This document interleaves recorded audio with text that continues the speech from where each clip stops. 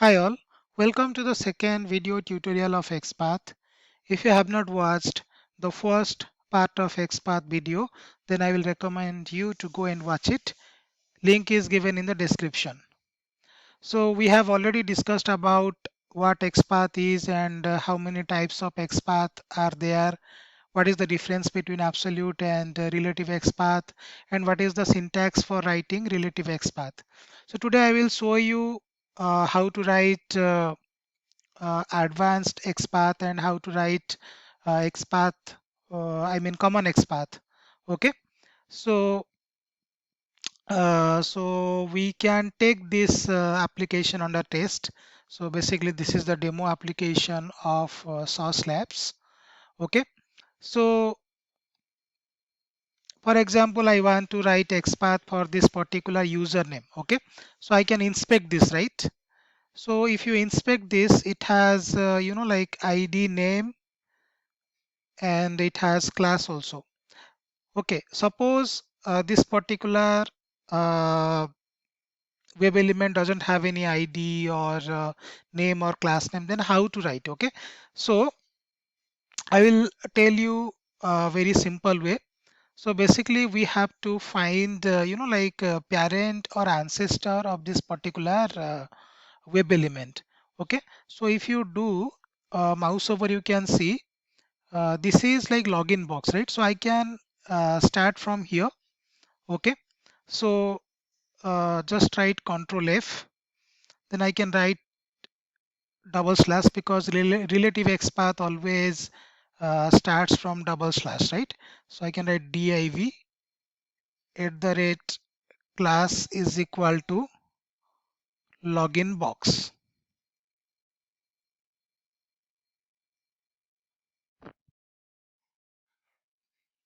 Okay, so now I have found this uniquely, right? If I do mouse over, the whole thing is getting highlighted, right? So after that, if you see, its child is form. Okay, so if you want to go to its next immediate child, you can use single slash. But if you want to skip that one and if you want to go ahead, then directly you can go for double slash. So now I want to consider its child, so I will use single slash and I'll write form. Okay, after that I have something called as div. Okay, but if you see, I have three. Okay, so let's take the first one. Okay, then after that its immediate child is or its immediate node is input, so directly I can go for input, single slash input. Okay, see, now I have found it. Okay, so this is something also you can write. So I will copy this and paste it over here.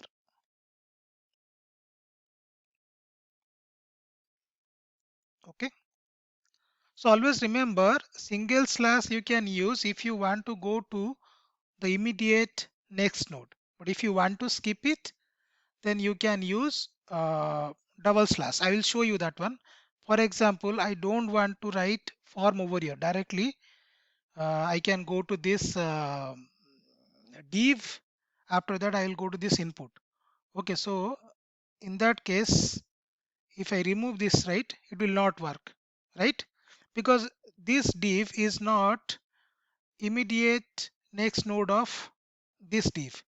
Okay, so basically what we have to do is I can use double slash here, then it will work. If you want to skip this also, that is also fine, you can use double slash. Okay, but now if you see, we have got three matching nodes. In that case you can take anything. For example, say I will write at the rate name is equal to username. Now I have got one of one, right? So this is something you need to remember. So single slash, like if you want to navigate to the next immediate node or say tag. Okay, then you can go for single slash. But if you want to skip the next immediate node and you want to proceed further, I can write if you want to skip the next immediate node and proceed further, then you can use double slash. Okay, got it? This is one way of writing, and I will tell you one more way how to write. So basically we can use like parent, child, ancestor, descendant, following sibling, preceding sibling. I will show you how to write. Okay, for this particular username I will write like that. See, so we have started from here, right? Okay, if you see, its child is form. Okay, so I can write like this, child form. Okay, after that its child is div, but I will take the first one. I can write 1. After that its child is input. I can also write like this.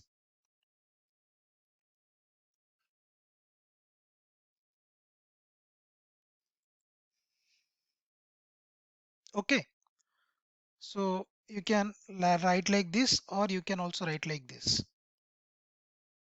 Okay, after that how to write using descendant, that I will show you. See, here we have considered each and every child. Okay, but here what we have done, we have skipped. Okay, directly we went to this particular input edit field, right? So I can write like this. Okay, so after this div, directly we went to input, right? In that case, if you don't want to consider child, okay, so if you see its descendant is input. Okay, see, immediate node is considered as child, but if you are skipping the immediate next node and you want to proceed further, you can use descendant. So I can write here descendant input, but again it has 3, right? 1, this is 2, and another one is 3, but we have to, then you can write 1, just write 1, it will work. Okay, so this is how you can use descendant. So you can write like this or else you can write like this, it's up to you. So now I will tell you like how to write XPATH using following sibling and following preceding. Okay, so for example, following sibling or preceding sibling. Okay, so if you see, suppose I want to write XPath for this. Okay, but if you see, this doesn't have any ID name or something like that, right? So but I can take reference of this, okay, this edit field, and I can write XPath for this. So if you see, this input edit field, okay, and this web element both are in parallel, right? That means these two are siblings. Okay, and this one is following this. Okay, so I can write like this. So I'll write here input @id. So what is its ID? Its ID is username, right? So I can take this. Okay, so I have found this particular web element uniquely, but I have tried XPath for this. And this web element is following this one. So I can write here following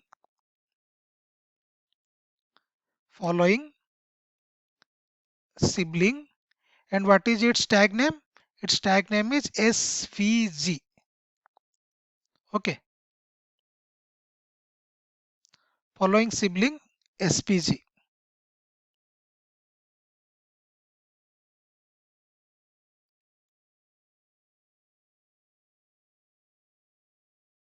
Just a minute.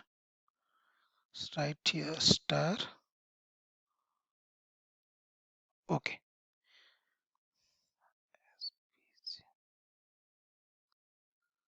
So you can use star also. Okay. Because it has only one sibling, so you can use star. So this is how you can write XPath for this. Okay, let me copy it and paste it over here. So this is an example of following sibling. Now let's see like preceding sibling. For example, I want to write XPath for this. Okay, so for example, for this text or say this thing. Okay, but I can take reference of this input. Okay, so if you see its sibling is this one, right? Okay, so these two are siblings. If you see, this is our login button, and here we have something called as div class is equal to error message container error. Okay, so these two are siblings, but this web element is preceding this web element, our input. Okay, so I can write like this. Its id is login button, so I can take this. So I will write like this, login button. Then I'll write here preceding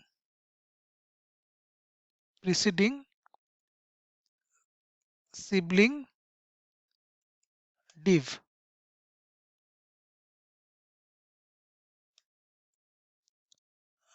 Just check the spelling mistake.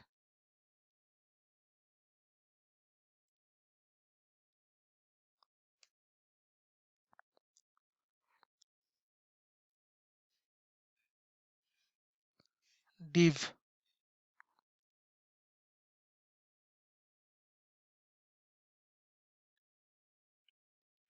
So it has three actually. If you see, 1, 2, 3, but we'll take the first one. Okay, this is div. After that, I want this button, right? Okay, so I will skip this one S3. So directly I want to come here. Okay, or else I want to come here, say. Okay, or say button. Okay, so directly I can write here descendant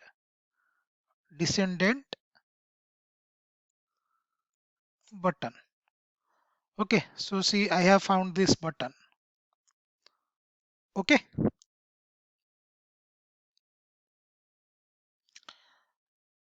so this is how you can write advanced XPath. Okay, so this is like descendant and preceding sibling. In the same way, you can use parent also. Okay, suppose from here you want to go to this particular error, say. Okay, or you have this button, from here you want to go to this particular error. Okay, so it has class value, so you can take like this. So directly I can write like this, say button, tag name is button. Okay, for example, its class value is error button, right?